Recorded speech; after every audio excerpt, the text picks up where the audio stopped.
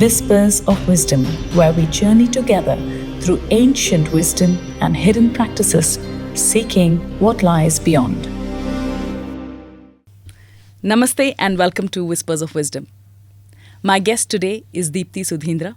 She's the creator, founder of the Jewelry Project, a jewelry designer. All the jewelry that I'm wearing today is her design. It's been deeply inspired by the divine feminine. We'll talk a lot more about it. She's also a Bharatanatyam dancer, all the way from the age of 5. She is a spiritual seeker, not a seeker, but I think sought. Let me welcome you, Deepti. Welcome to Whispers of Wisdom. Thank you for being here. It's such a delight and a pleasure to have you on this podcast. And I'm so grateful that you invited me, and I look forward to a beautiful conversation. Absolutely. First, like I told you, I have to take 5 minutes to take you in. Just the jewelry and the design, just the subtlety of it, the little, the intricacy of it. Just simply beautiful. We're going to talk about that in a bit. Sure. But just the last bit that I spoke about you, I've known you for a couple of years now. Yes. And I personally feel you're not a spiritual seeker. You've arrived somewhere. So where are you in that journey at the moment? Okay. Profound question to start. Where am I in that moment right now? I'm in a very comfortable space. There is a warmth. I feel like I'm in the embrace of the Devi. And through that embrace, there is, I wouldn't call it questions, but all the dissonance that I have felt about the path and where we are placed as a society, and where this spiritual pursuit is placed within the context of an everyday life, that is being revealed to me in the way that I understand it or express it or will be expressing it in the time to come.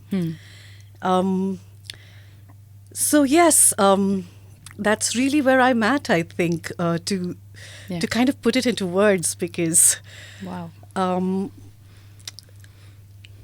it's, I think, at a point in the spiritual journey, without wanting to be something, because you can't want to be anything. It's the energy, and the path is simply about unmasking. Okay. Because we already are. So is there any more seeking that is happening, or is it now the spaces of being? I think it's always been about being, but like you said earlier when we were talking, the dissonance is practically gone. There's none of that. There's none of that tension, or there's no more fighting. There's no more questioning, or the battle's kind of done. I think. Yeah. That whole thing when we talk of Devi Sadhana and the Mahishasura, there has to be a point where one goes beyond the healing, one goes beyond the questioning. Right. And I think I find myself in that place, and I've never been asked this question before, but you know me so well, and we come from the same lineage of sadhana. So I think I must tell our audience the first time we met was around this time a couple of years back. Yes, actually true. On a beach. And on a beach in Mahabalipuram, where I received my Diksha in Kriya Yoga at 6:30 a.m. And this ring also has a story. Yes, it's the same one. Yeah, I was sitting on the beach. I was drawing a Sri Yantra just on the sand. And I was just looking at it. And Deepti, you just came and placed this ring right in the center. Yes. And I was like, who is this woman who just made my yantra come alive? And I think after that, there's been no looking back. No, there hasn't been. It was a very special time It really was. To meet you. And I'm glad we have good pictures from that time. Absolutely. So, you're one of the few people I know who have spent almost all your life in a particular art, and you're a Bharatanatyam dancer. Yes. And you've done it from the age of 5 Correct. Until now. What has Bharatanatyam whispered as wisdom into your ears? In terms of, it could be body, mind, the integration of it. Bharatanatyam is a gift from a divine source. It is a yoga. Because it really yokes, if we break down yoga, that we link the Jivatma to the Paramatma, or we move from, it kind of aligns the feminine body, and I will talk about the feminine body because that's how I experience Bharatanatyam. Sure.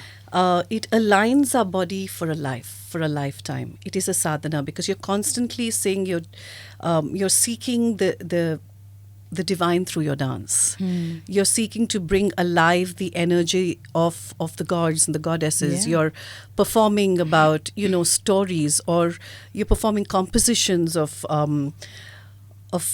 poets that had an experience of the divine. Right.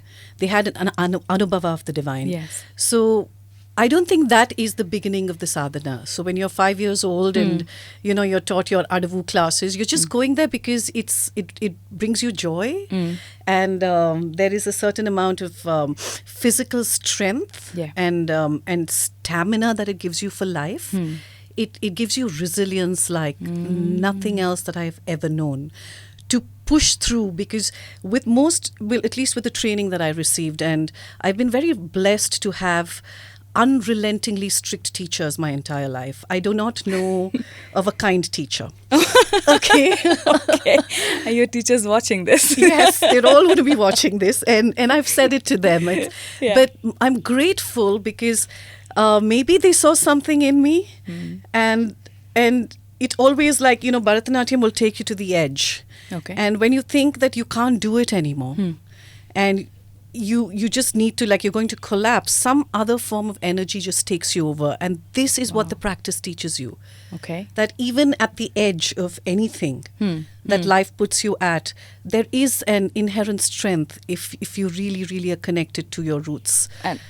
And how has that resonated in your adult life? Like in just your experiences of the world, have you all at some point thought about, I could get through this because of my sadhana, of my practice of Bharatanatyam? Yes. When I, the jewelry project has taken a while, and it's built because it's an artist jewelry project. It's really a design house, and there have been times where it has pushed me to my limits. There is so much one needs to do as an entrepreneur and as someone who's running a business, and really not trying to jump into what would make it easy. You're trying to hold on to a philosophy and an integrity, and there are days that you feel like you've been battered and you don't want to wake up and get to work the next day. Or you're doing like a 5-day exhibition, or when I traveled to Paris and had to set up the exhibition on my own, I don't know where the strength comes from. That, as one of the few women entrepreneurs in my time, I mean, right now there's so many more, and we're so grateful. To even, when I started, people were like, why would anyone buy this jewelry? Why would anyone wear it? Why is there jewelry with meaning? And to realize that, okay, maybe someone didn't get it, but to push through. And to trust in yourself. So because when you're doing a Varnam and you're collapsing on stage maybe, but something, you just take that breath and say, just take me through. I'm not dancing anymore. Something is dancing through me. And, something is working through me and it's expressing itself. So let me just know that energy itself will take care of me. Right. That I think is what Bharatanatyam has taught me. And the pursuit of excellence. Pursuit of excellence. And it's passion. I think Bharatanatyam has been passion. I've lived a life fueled in passion, and it's great. I think again as an artist for to have this blessing. Absolutely. So on that note, passion, fiercely independent, emotionally charged. You have opinions, strong ones. I've been following your page. How does the My Instagram page? Yes, you mean? Instagram I should page. stop writing No, they're all fabulous. They've inspired me in some moments that I really needed some wisdom, especially in that area of showing up as this finding my own strength. Uh-huh. Yeah. So how does the world receive you as this unapologetic version that is fierce and independent and strong and opinionated and stands her ground? The ones who get it love me. The ones who are tentative, I don't think I interact. Tell me a little more about tentative. I don't know. You're the one who asked me the question. How do people receive it? See, also, I have to admit to you, I write on Instagram because of, what technology does, right? It's like a field of energy, and I call it the field of the goddess. And we can be very smart enough to use technology. And one of the reasons I'm on Instagram personally is because there was a point that with the jewelry project, needed a page. And I had it had to be through me or some account, I don't know. Yeah. So I said, okay, I'll get onto Instagram. Right. And then there's this idea of, you have these amount of words, a limited amount of words. Can I express myself really briefly? Can I get an idea across? And I just use it as a journal. There is no agenda to my Instagram page as such. And then I started writing, and I suppose because of the sadhana, the state of being, as you said, the state of presence is constantly in the resonance of divine energy, of sacred spaces. And I started sharing. Yeah. And yes, I do get a lot of people writing to me saying, thank you. This really made a difference. And the reason I ask you is because a lot of us choose diplomacy. Okay. And just I don't have the tact. I'm not. And I'm that's not why I was very foreign intrigued services. about, some of us, you take a stand on a couple of things, a very strong stand. It could be the divine feminine. It could be the Kumbh Mela. It could be women in leadership roles. It could be Sanatana Dharma. You take your stand. Yeah. So and why not? Why can't we hold the roots? Because if your roots aren't strong, how are you going to build on a weak foundation? Only if your roots are really strong and they're really deep, and then can you find wings to be able to explore from those ideas. I mean, otherwise we're just going to be wishy-washy. Right. Yeah, you just go anywhere the bread is buttered. No, I think I was just born rebellious, and I honor that energy. And yes, I try to be as diplomatic as I can be without trying to offend people. But I can't be in control of anyone who does not like anything anymore. Right. It's up to them to figure out what about this is not agreeing with them. And through my through life and the practices that have found me, I've realized that dissonance, for example, is one of your biggest teachers.